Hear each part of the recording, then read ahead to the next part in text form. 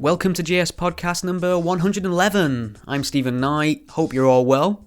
I'll be speaking to journalist and author Christian Wolmar on the podcast today. He specialises in transport, I suppose. Very interesting discussion on driverless cars. I decided come 2018 I'd dedicate a few more episodes to innovation, technology and science, and I think this is a great way to kick that off. I personally just assumed that driverless cars were a given, and that was it was already in the post, and it's something we'd be seeing in the very near future as standard, really. Christian doesn't feel that way at all, and I've read some of his work, heard some of his points, and he seems to be making a lot of sense on the issue. So I thought it'd be interesting for my listeners as well to hear an alternative voice on this topic. I think for contrast as well, at some point down the line, I'll try and reach out to a proponent of driverless cars and see what they have to say. And bring up some of Christian's points directly. But it was interesting. I learned a lot. He's got a new book out on the topic now called Driverless Cars, On a Road to Nowhere, which I've put on my reading list. So if you enjoy the conversation, make sure you pick that up for more information. And you can find Christian on Twitter at Christian Wolmar. So send him some love, send him some feedback, send him some questions. I'm sure he'll be happy to answer them for you. You can keep up to date on the podcast at gspellchecker.com. Enjoy. It's a great pleasure to welcome Christian Wolmar to the GS Podcast. Christian, how are you? I'm very good, thank you. Excellent. I'm really looking forward to delving into the issue of driverless cars with you. I've never really considered it from your angle before. I just assumed it was a foregone conclusion. Before we do that, maybe you can tell me a little bit about how you describe what you do to people who don't know. What takes up the bulk of your time? Well, I write books on mostly on railways, but on transport matters generally. I'm essentially a journalist, and so my books are written rather like in a journalistic style, so they're very accessible for the general reader. I do quite a lot of broadcasting on TV and radio and the odd program. I speak a lot at conferences, and I also am embarking on a political career, or I have tried to. I tried to stand to be the Labour candidate for the mayoral election in London in 2016 and lost, but I did get shortlisted, and then I stood as a candidate in the Richmond Park by-election in 2016, the end of December. And just as you're speaking to me, I'm trying to get a nomination for another Labour seat. So I have sort of various strings to my bow. Right, keeping busy then. So is it a good time or a bad time to be coming into the Labour Party, do you think? Well, I think it's a great time. I'd really be honoured, delighted to stand in such a key seat. It's called the cities of London and Westminster, and it really encompasses the whole city of London, which only has 7,000 or 8,000 residents, and a big chunk of Westminster around Hyde Park and Belgravia and Pimlico. And it was only a 3,000 majority at the last election, so it's very winnable. Okay, well, best of luck with that. The main reason I wanted to talk to you today is your work on driverless cars. You have a book. I think it's an upcoming book, but you can correct me if I'm wrong there. Called Driverless Cars, On a Road to Nowhere. Is that out yet, or is that out soon? No, it's just been published, and you said in the introduction, which is rather interesting, you hadn't heard of anybody who'd been taken my rather sceptical approach, and that's actually what stimulated the book. I've seen all this hype about driverless cars are about to come. They'll be on our streets very soon. They're going to be displacing conventional cars. We're all going to be driving, or rather being driven in these electric pods. There's going to be shared use. And this is a revolution that is both unstoppable, desirable, and imminent. And I think all those things I would challenge. Right. I think most people tend to assume that, because it usually is the case that technology is on such an unstoppable progression that all the things that once seemed science fiction will happen anyway. We've certainly surpassed a lot of the predictions of times past. But maybe it might be interesting to start by actually defining what you understand driverless car to mean, because there are many different gradients of what people will say a driverless car is or try to explain away as driverless car. Absolutely. That's part of the issue. But let me just address that thing about the scientific determinism, as it's possible to call it, that the idea that just because there is an invention or there is the prototype of an invention, that it necessarily is going to then come true. And that's just not the case. I mean, think of the comic books of my youth, where, you had people with jetpacks who were going to be transported around cities on jetpacks, or you had, people with all sorts of bizarre flying machines. You've also had things like maglev, which has been a technology that's never happened. You've had other ideas like hovercrafts, which sort of did develop to some extent, but haven't really kind of been widely developed because they're not very practical. So one can't just assume that because something is feasible or has even been tested in a trial way that it's necessarily going to happen. And so I think that's the first point. The second, to define driverless cars, you're right to kind of highlight that as a question, because there are actually 6 levels from 0 to 5 of definitions used by the U.S. Highways Federation or whatever they're called, and they developed this typology. So naught is, your basic kind of Morris Minor or whatever, with absolutely nothing to help you drive, and you graduate through to having some help, vaguely sophisticated things in level 1 to level 3, to which I'll return later, where the car can drive a lot of the time, but not all the time. So it has to still have very much human intervention. To then level 4 and level 5. Level 4 is where you still have the pedals and things, but you don't have the need to drive it most of the time. And level 5, you don't even have the pedals. So you actually are being driven in a pod the whole time. Okay. I mean, I suppose with the most efficient and complex machines that have made life easier for people, I suppose there is still an aspect of human input regardless. So is it a case of that maybe your idea of driverless cars is an unobtainable one anyway, the fact that we'd never really have completely automated vehicles for humans?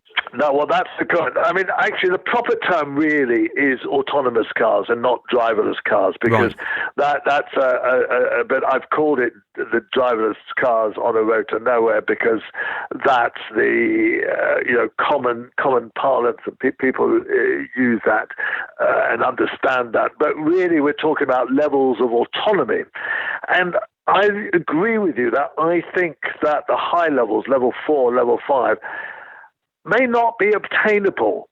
I mean, there is this assumption that the cars will be able to replicate human behavior and that this would be good because they'll be safer.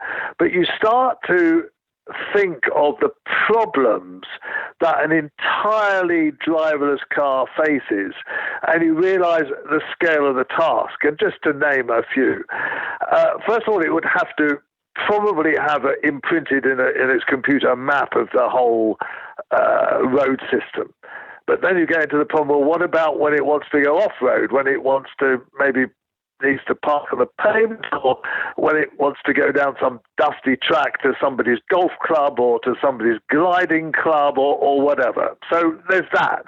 And that's a lot of computing power, and it has to be adjusted the whole time so that you might have roadworks which are unexpected, and the driverless car wouldn't know how to deal with that. Then you need road markings, proper road markings that it can see.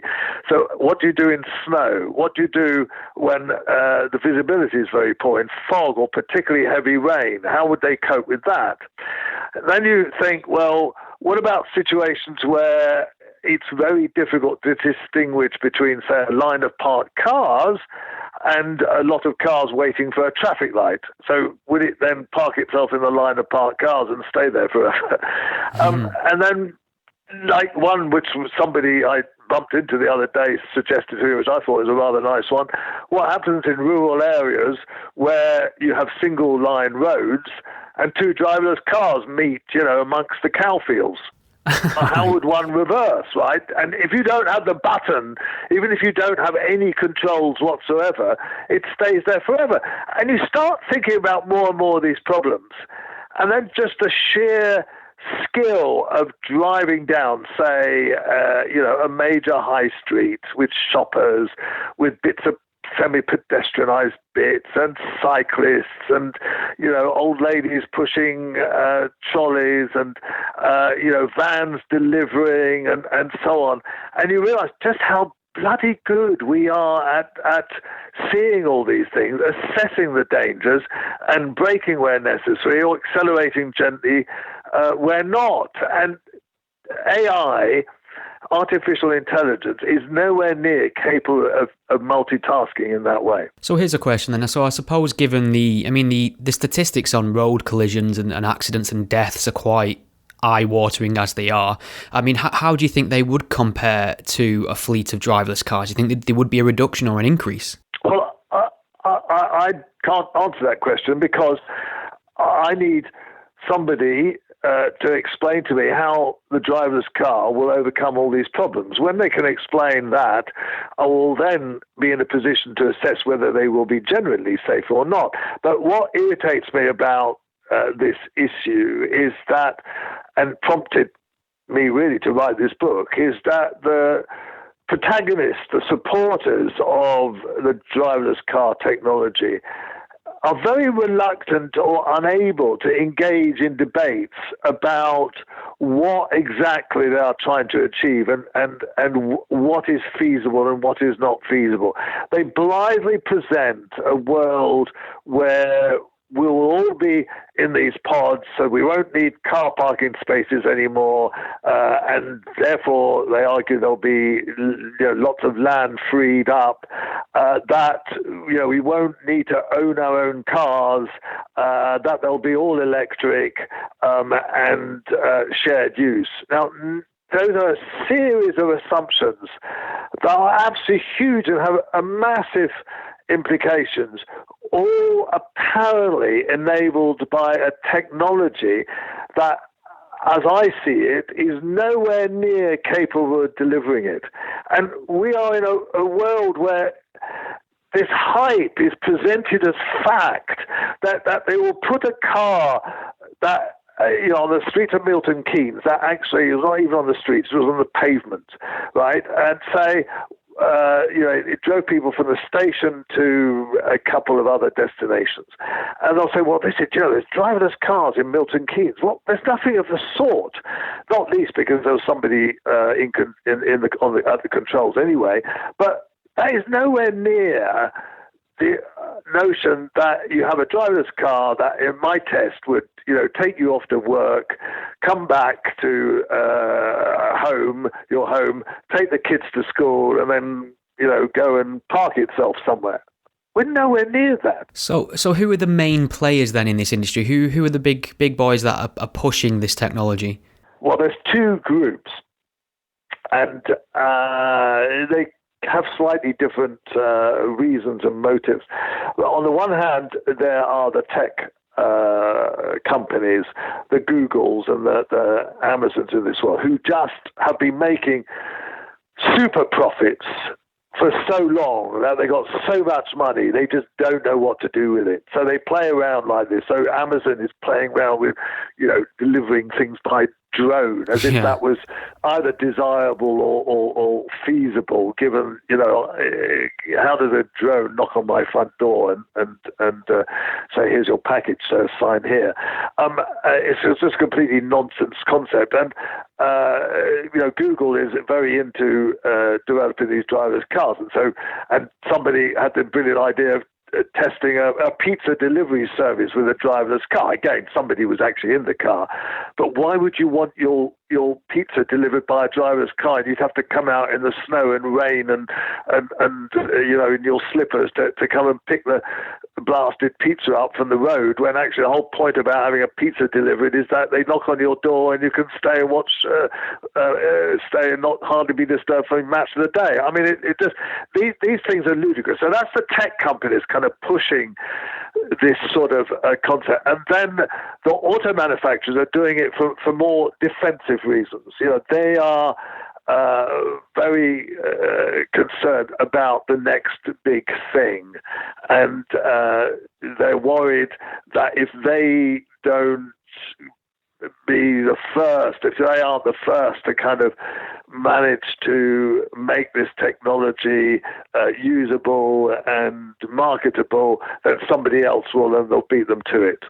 Right. Okay. So it's kind of a fear of being pushed out the market. So we referenced at the beginning there a little bit about technology that was promised and didn't make it. You mentioned the jetpack, and I saw that on Tomorrow's World, and I'm still bitterly disappointed that you haven't got one. Yeah, that I haven't got one yet. So who decides the market then? I'm assuming it's the consumer. Who decides which one of these great ideas actually makes it into consumer use? That's a very interesting question, actually, because who is driving this? It really strikes me that the consumer is not driving this at all. When you ask people, do they like driving, most people amazingly still say they do. Now, I avoid driving like the plague, and I try and cycle everywhere because it's a more pleasant way of getting around in London. And in the country, you can understand why people might want to drive, but people still apparently like it. They like being in control. So there doesn't seem to be a business model at all that has developed to push for whatever they're trying to do. And whatever they're trying to do is remains vague. They put forward this idea of shared pods. Now, the reason they do this is because people will say, oh, well, if there's just driverless cars, there'll be more cars on the road because there'll not only be the driven cars, but the driverless ones. And moreover, you're going to attract lots of people out of buses and trains and whatever into driverless cars. So that's a bad thing. So the driverless car developers say, well, no, actually, you won't need to own your own car. Now, there's no logic to that at all. I mean, they just say, well, if it's driverless, you won't need to own it. And I don't see the logic of that. But anyway, they will argue that and say, well, we're all going to have these pods that you'll be able to call up. But we already have that. It's called Uber, or it's called your local minicab firm, or it's called taxis, or, in another way, it's called buses and trains, right? There is no absolutely kind of technological determinism that says, well, just because we have the notion, the possibility that these things could be driverless, that we will necessarily want it. They are conflating a social change, which would be we don't own cars anymore, with a technological change, which is they are drivers, but the two are not related. Let me give a couple of examples. I mean, if we have our own cars because we like keeping the golf clubs in them, or the child car seats, or we like having it tuned to a magic radio, or we like keeping, my stepdaughter has a huge amount of hockey equipment because she plays ice hockey, and it's a real hassle moving it in and out of the car, so it just gets locked into the car. So, and moreover, if you live in the centre of London, yes, I can get an Uber because I live in the centre of London at any point. If you live 2 miles outside Grimsby or Woking or Exeter or whatever, or 5 miles outside, you're not going to get an Uber, ever. Right, so why would you then be able to have access to a driverless pod? So none of this is actually thought out, and none of this is debated. The media coverage of this is what really stimulated me to write the book, and because I just started to realise that none of it made sense. Yeah, I mean, I suppose, especially with you living in London as well, that some of the big issues surrounding congestions are a massive pain. And I suppose one of the answers would be to improve public transport and make it a system that's actually more appealing to people than taking the car, I suppose. And I was wondering, do you know of any ways that could be achieved, or do you know of any models elsewhere that have sort of met that standard? Well, that's a big danger of this, right, is that essentially it is an anti-public transport move. Where would they get most of their customers from? They would get an awful lot of them, I think, they would say, from the fact that it would now be so easy to drive or be driven, and all sorts of people who can't get a license at the moment, people with certain disabilities, or younger people, or older people who no longer can see properly, whatever, would be able to use individualized vehicles as opposed to being forced to use buses and trains or whatever. And I think that's a kind of hidden agenda of this. It's a kind of anti-public transport. But again, I rest easy on this because I don't think any of it is feasible. But what worries me is that policymakers are very want to kind of grab the next best thing. I mean, Philip Hammond said, there'll be driverless cars by 2021 on the roads, and we're going to accommodate them by changing the laws and whatever. Well, I think he's wrong. I don't think there will be anything that we call driverless. Now, we have to go back to the definitions. My definition of a properly autonomous vehicle is the one I mentioned earlier, of being able to take somebody to work and then go back and take the kids to school and whatever. And I just don't think that will happen, certainly not in my lifetime. Certainly, and I'm in my 60s, but I don't think in the lifetime of my children who are in their 20s and 30s, or possibly ever. Right, again, that's the jetpack reason. I suppose I could ask, is there any other models elsewhere of people who have incorporated something into public transport where you think that's particularly clever, particularly smart, and you'd like to see Britain maybe take that on board? Yes, I mean,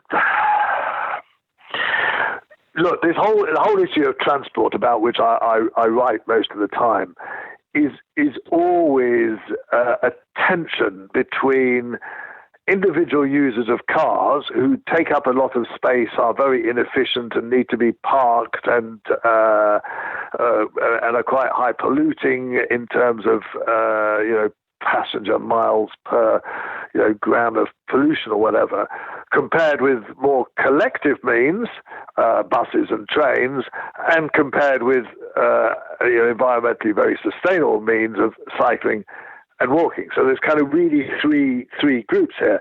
And transport policy is about arbitrating between those three groups. Who do you favor?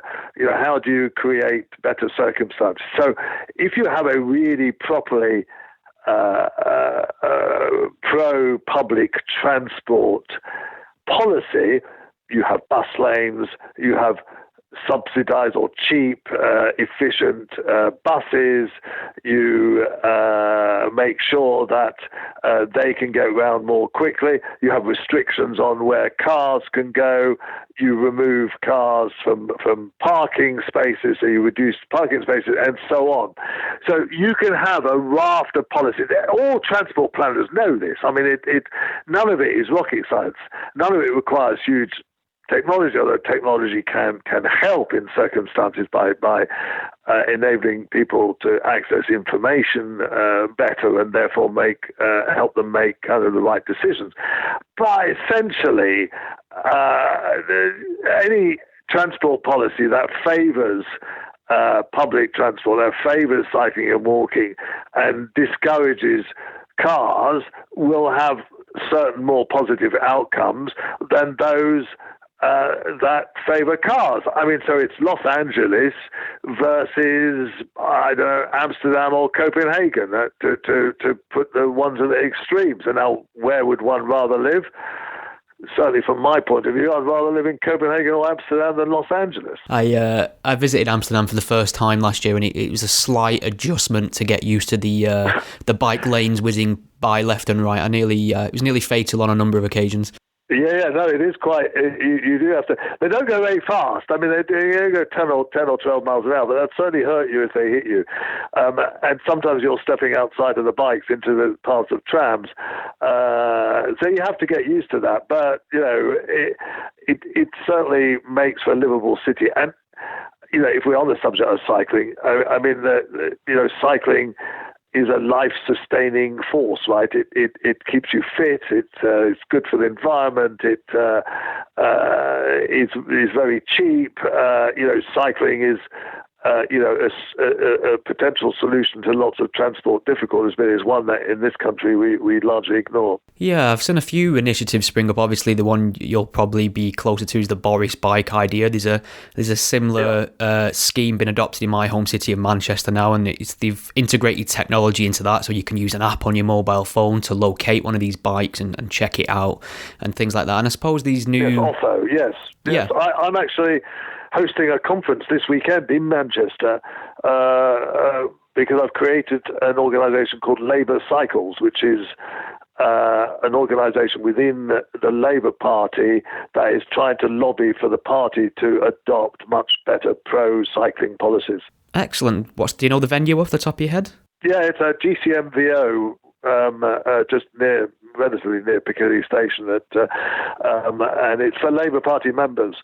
But it's we got Chris Boardman coming to speak at it. Oh, wonderful. It's the launch conference of this organisation, and the whole idea is that actually the Labour Party hasn't been particularly good at promoting cycling, and cycling fits very much in with Labour values of equality, because it enables people to get around cheaply, of promoting good health, of promoting a healthy environment, and so on, as one of my colleagues puts it, a person on a 200 quid bicycle should actually carry the same weight as the person in the £50,000 roller. Right. Okay. So, how do you feel about these new bikes that are kind of a hybrid of the two? You've got your standard pedal system with a motor on, which will help you achieve speeds with minimal effort. I think that's a fantastic idea, because it means that the range is extended and people can possibly continue cycling into their old age. I think a lot of people, I had a cycling holiday in Holland this year, and it was noticeable there were quite a lot of older people using these bikes. And it meant, they could probably easily cycle 20 miles in an hour and a half, which extends their range enormously and extends the age at which they can still cycle. So no, I think they're a great idea. I'm not yet ready to use one myself. I can still pedal pretty hard, but in my 80s I might drift onto those. Back to driverless cars now. A lot of proponents of that technology will talk about it in terms of intermediate gain. So this idea that the more they develop it, the more technology will be produced to using cars that's going to bring down, accidents and collisions and deaths and things like that. So in that sense, is it not a positive force to be continuing to invest in? Look, that's fine. Driver aids are fine, and they might well help people, although they don't always necessarily help people. I'll just come back to the level 3 thing, which I mentioned earlier. Level 3 is, say that you'd be able to use the driverlessness 80% of the time, right, on highways, on what they call highways, which would be our motorways or dual carriageways or A roads, and the car will drive itself. But when you get into near towns and stuff and more people, you have to take over. Now, that level proved to be more dangerous than not having any driver aids at all. And the reason is because the drivers just lost attention, they became de-skilled, they fell asleep. Is this based on any sort of studies at all? Have there been studies done into this? Yeah. Ford developed these level 3 cars, and so did Google. And they realized that actually they were a bad idea, and that they proved to be counterproductive. So they stopped developing level 3 and are trying now to go straight to level 4, which, as I mentioned before, is you still have all the pedals, but the car essentially drives itself, and level 5 where you might have an emergency stop button but nothing else. And that's actually the level 5 is the one that Google is concentrating on. So the idea that we will gradually move more and more towards driverless is therefore wrong. And that's an absolute crucial point about this, because it won't be just, we'll get a level 2 car, then we'll get a level 3 car, then we'll get a level 4. Because this intermediate level is actually potentially more dangerous and not actually desirable, you have to jump a whole level or two, and therefore it's not gradual progression. Our existing car fleet will never be developed towards level 4 or 5. There will be a totally different sort of car, a different design of car, which just doesn't fit in at all with what we have at the moment. And that's an added difficulty. So people will have to, just not use. If we went over to a world where driverless cars dominated, and the authorities did not want us to use our old cars, they would have to basically mandate that only driverless cars were allowed. Now, none of this is possible from a societal point of view. This is very undesirable. People aren't going to want to dispense with their cars so that they can have driverless pods. I mean, as I put jokingly in my book, the Queen ain't never going to travel in a driverless pod because somebody might have been, shared use, because somebody might have been sick in it the night before. I mean, it just, none of it is feasible. And again, challenge. I would like to challenge the Googles and the Amazons and the Fords and the Teslas to an intensive question of how do they think this is going to come about? And one little bit you get from them about that is, well, we don't quite know, but it's going to happen. And I think that's just not good enough. And the question you haven't asked, which I will address, is it desirable? I mean, driving is probably one of the main sources of employment across the world. Think taxis, think lorry drivers, think delivery drivers, think, tuk-tuk drivers in India. It probably employs, hundreds of millions of people across the planet. Do we really want to put them all out of jobs? It's not an unhealthy job. It's not like, getting people out of coal mines, which is a particularly great job to have. But driving is a perfectly pleasant job that many people can do, that is semi-skilled, that keeps a lot of people employed. Why would we want to get rid of those? Why? Where are we going and why? That is an interesting conundrum. I did put out a call for a couple of questions on my Twitter feed before we set this chat up. So if you're good, I'd like to read a number out to you now. Of course. Yeah. Excellent. A chap going by the name Emotional Team Meeting has asked, any thoughts on General Motors' recent application for a fleet of driverless cars in the USA for 2019? Sounds like it's happening and happening soon. Yeah, I saw his tweet.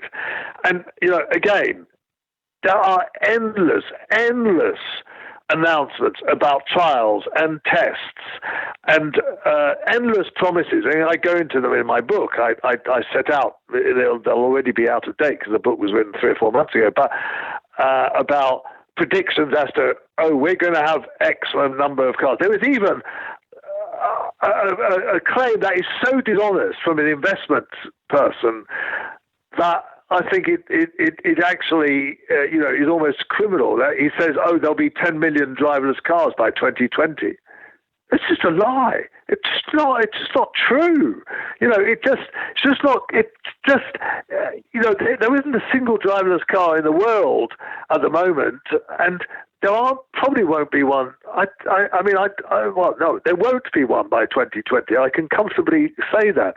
So all these announcements are about trials and tests, and often under very specific conditions in very limited ways, that in no way represent the sort of culture, social, transport changes that are implied by the tech companies when they talk of the driverless pod future. So, yes, very good. General Motors are going to say they're going to have some cars out by 2019. What does it mean? Where will they be able to function? Will they be able to drive at night? Will they be able to drive on any road? Will they be able to drive down busy main streets? What are the technical limits of these vehicles? And you won't get an answer from General Motors or from Ford or anybody. You'll say, well, they'll be driverless, but what does that mean? As we have discussed already. Okay, I've got a question from David Stanley, and I'm hoping this means more to you than it does to me, but he's asked, what do you think of the progress of rail electrification and signal automation, ERTMS, etc. in the UK? Do you see a future for light rail in the UK? Well, that's the light rail question I'll leave aside for the moment, but what he means is that there is a system of signalling called ERTMS, which is basically you dispense with the red, yellow, and green lights outside on the side of the tracks, and all the signalling is in cab. In other words, it's automatically delivered to you by radio signals and instructs the train as to what speed it's safe to proceed at. Now, this has been in development for 30 years, and so far is in nowhere in use on busy railways. It is in use, or similar systems are in use on light rail. The Docklands Light Railway, for example, does not have a driver at the front, and it's essentially controlled by computers. That's fine on a railway that is separated off from other railways that only has these light rail vehicles on it. What they haven't managed to develop at all so far is on a mixed-use railway like the West Coast Main Line between London and Manchester and Liverpool and Birmingham, a system of in-cab signalling that would accommodate the freight trains, the different commuter trains, the various types of trains, and run it as safely and efficiently as we get at the moment. They might well do that, but I can't see it in the near future, given how long it's taken to do it. And so that's an interesting parallel. If it's so difficult to develop a system of in-cab signaling, that would essentially could result in removing the driver eventually, if it was safe. If it's so difficult to develop a system like that for the railways, which are in a controlled environment, you have to be on the track. You obviously are very constrained with where the vehicles can go. How difficult would it be to develop a similar system to enable us to drive on the 750,000 miles of road there are in this country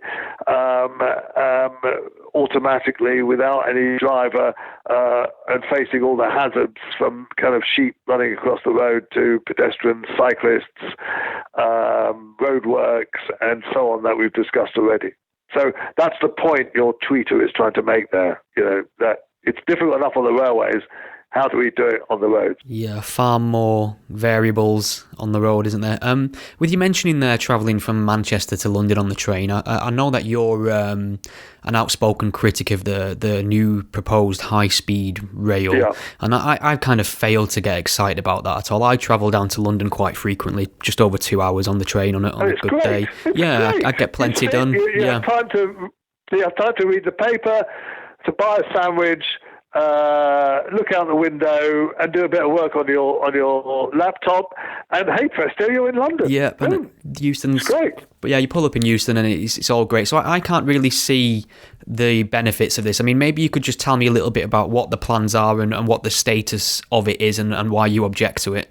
Well, they're supposed to start building it this year. They've done some preparatory works around Euston, actually demolished a couple of buildings and stuff. And by and large, it's still going ahead. The budget, has probably gone up to about 55 billion, and most people think it will go way above that. And I've never really got to the bottom of why all three political parties are so excited about it. Because I think in terms of transport, as you say, it's not offering a completely different experience from what we have already. And the trains between London and Manchester are very efficient. There's 3 an hour, and seem to provide most of the capacity that's needed. But so the supporters of HS2 say that it's not really about speed, it's about capacity, and we're adding a phenomenal amount of capacity, and that's because the West Coast Main Line is full, which is true. It is full of trains, but not all the trains are full. And we need this to provide, extra facilities. Otherwise, we'd have to build an extra lane on the motorway. I don't buy any of that. I mean, I think a lot of the reasons why some of the trains are so crowded is the pricing system.